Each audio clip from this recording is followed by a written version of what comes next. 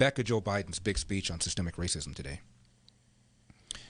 Obama gave an interview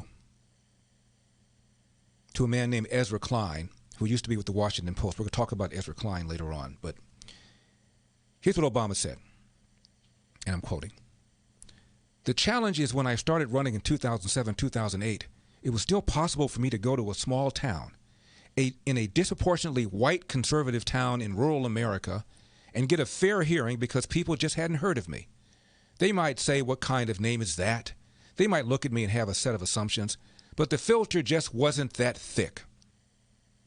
The prototypical example is I show up in a small town in southern Illinois, which is closer to the South than it is to Chicago, both culturally as well as geographically.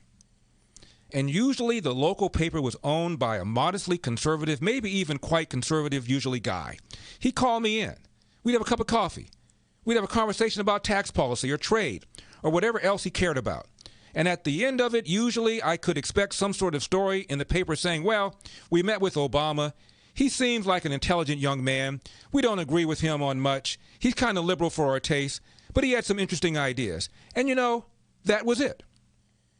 So then I could go to a fish fry or VFW hall or all these other venues and just talk to people.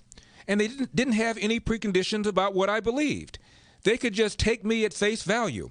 If I went to those same places now, or if any Democrat who's campaigning goes there now, almost all news is from either Fox News, Sinclair news stations, talk radio, or some Facebook page, and trying to penetrate that is really difficult.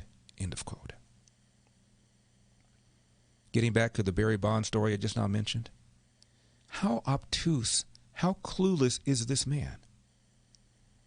Almost all news is from either Fox News, Sinclair news stations, talk radio, or some Facebook page. Mr. Obama, you've got ABC, NBC, CBS, CNN, MSNBC, Hee-Haw, virtually every single major newspaper.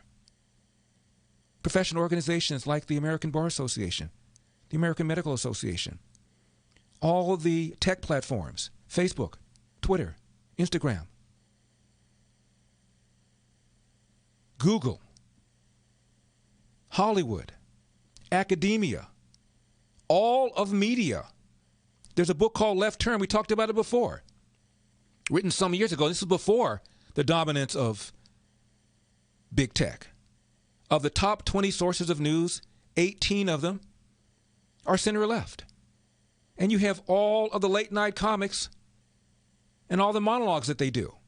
And Obama is going BMW because of Fox News, Sinclair News, and talk radio. But more importantly is this.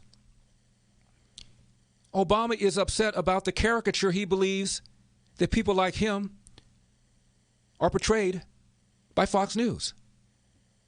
This is a media that for 4 years allowed people, if they didn't say it themselves, to refer to Donald Trump as a fascist and a racist and a Nazi, to the point where 83% of Democrats believe that Donald Trump is a racist.